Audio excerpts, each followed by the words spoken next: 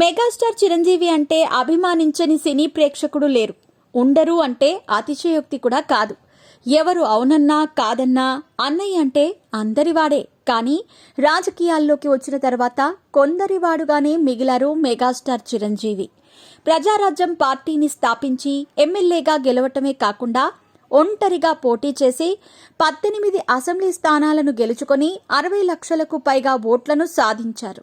అయితే ఆ తర్వాత జరిగిన రాజకీయ పరిణామాలతో ప్రజారాజ్యం పార్టీని కాంగ్రెస్ పార్టీలో విలీనం చేసిన చిరంజీవి కాంగ్రెస్ పార్టీలో చేరి కేంద్ర మంత్రిగా కూడా పనిచేశారు. అయితే ఆ తర్వాతి కాలంలో రాజకీయాలను పక్కన పెట్టి ముఖానికి మళ్లీ రంగు వేసుకుని సినిమాలను మొదలుపెట్టారు. ఇక తమ్ముడు పవన్ కళ్యాణ్ స్థాపించిన జనసేన పార్టీకి ఆర్థికంగా సాయం అందిస్తున్నారు తప్పితే ఆ పార్టీ కార్యక్రమాలను దూరంగానే ఉంటున్నారు చిరంజీవి.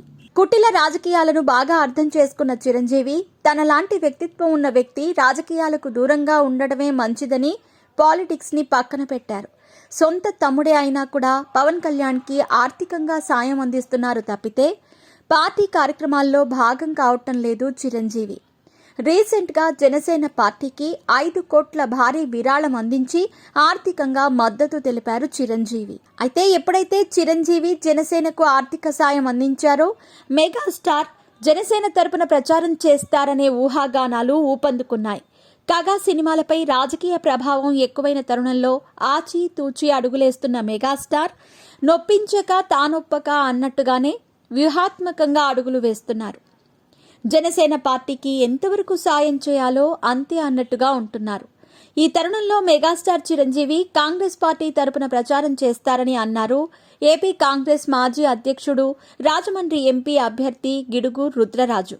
జనసేన పార్టీకి చిరంజీవి ఆర్థిక సాయం అందించడంపై స్పందించిన రుద్రరాజు ఆయన ఇప్పటికీ కాంగ్రెస్ పార్టీ కీలక నేతే అని అన్నారు.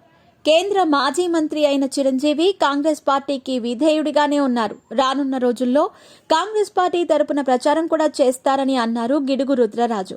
నిజానికి మెగాస్టార్ చిరంజీవి పొలిటికల్ గా యాక్టివ్ గా లేరు, కానీ ఆయన కాంగ్రెస్ పార్టీకి రాజీనామా చేయలేదు కాబట్టి ఆ ఉద్దేశంతో మెగాస్టార్ చిరంజీవిని ఇంకా కాంగ్రెస్ పార్టీ నాయకుడిగానే చూస్తున్నారు గిడుగు.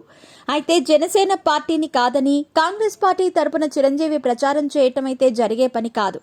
విభజన తరువాత అసలు ఏపీలో కాంగ్రెస్ పార్టీకి ఉనికే లేకుండా పోయింది. ఓవైపు టీడీపీ వైసీపీ దెబ్బగా పోటీ పడుతున్నాయి.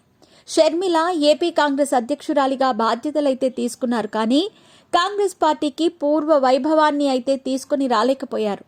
ఇలాంటి తరుణంలో కాంగ్రెస్ పార్టీకి చిరంజీవి ప్రచారం చేస్తారంటే అది రుద్రరాజు కలే, కానీ వాస్తవంలో వర్కౌట్ అయ్యే పరిస్థితి అయితే లేదు. అందులోనూ తమ్ముడు పెట్టిన జనసేన పార్టీని కాదని కాంగ్రెస్కి ప్రచారం చేస్తారంటే అది జరిగే పనైతే కాదు.